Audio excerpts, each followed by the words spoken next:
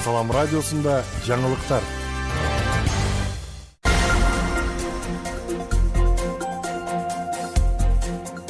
Арабаңыз ардактуу угарман жана көрүүчү, эфирде жаңылыктар түрмөгү. Аны менен мен Нурпейил Ашур кызы тааныштырам. Эртең Баткендин тоолуу аймактарында кар жаайт.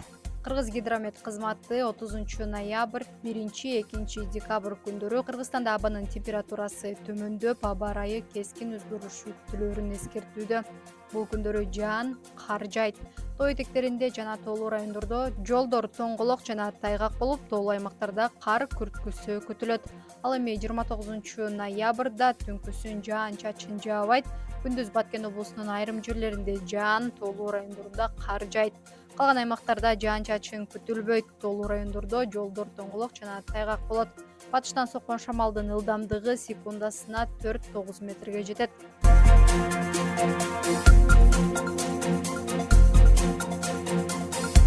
Лейлекте өрт коопсуздугун алдын алуу боюнча чаралар көрүлүүдө. Лейлек районунун Чимген, Катыраң, Жаңы Жер, Тогуз Булак, Бешкент жана Кулунду айыл өкмөттөрүндө өзгөчө кырдаалдар министрлигинин кызматкерлери турак үйлөрдө өрт коопсуздук эрежелерин түшүндүрүп жатат.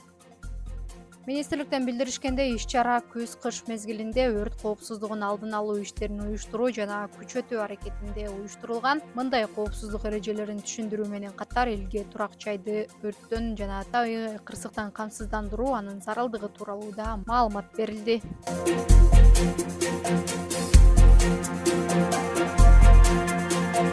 Баткен шаардык кеңешинин 8-чакырылышынын төрагасы шайланды.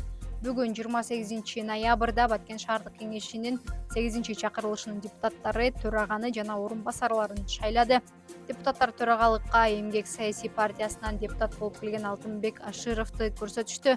Жыйынтыгында 23 депутаттын добушу менен төрага болуп Алтынбек Аширов, ал эми орун басарлары болуп Ала Тоо Кыргыз жери саясий партиясынын депутаттары Чынар Ахмедова жана Адылбек Таштанов шайланды.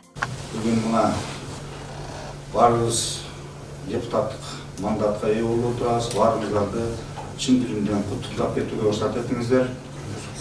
Мындан кийин мен сиздердин шайлаган депутаттардын бардык эч кандай фракцияларга же болбосо топторго бөлбөй калыстык адилеттүү төрагалык кызматын өтө берем деп сиздерди ишендирип кетем. Баарыбыздын максатыбыз бир, ушул Баткен шаарынын тургундарынын кызыкчылыктарына, ушул маанисине, турмуш тиричиликтин жакшы маанисине ээ болгон чечимдерди кабыл алабыз деген ойдомун. Баткен шаардык кеңешинде 31 депутаттык мандат бар. Ал эми 8-чакырылышка 5 партия ат салышкан. Шайлоонун жыйынтыгы менен Ынтымак саясий партиясынан 5 депутат, Эмгек саясий партиясынан 9 депутат, Ыйман Нуру партиясынан 3 депутат, Ала Тоо Кыргыз жери партиясынан 10 депутат жана Жаңы Кыргызстан партиясынан 4 депутат мандат алды. Күндүн маанилүү делген жаңылыктар мына ушулар болду. Кайрадан эфир аркылуу амандашканча саламыңыз түз болсун.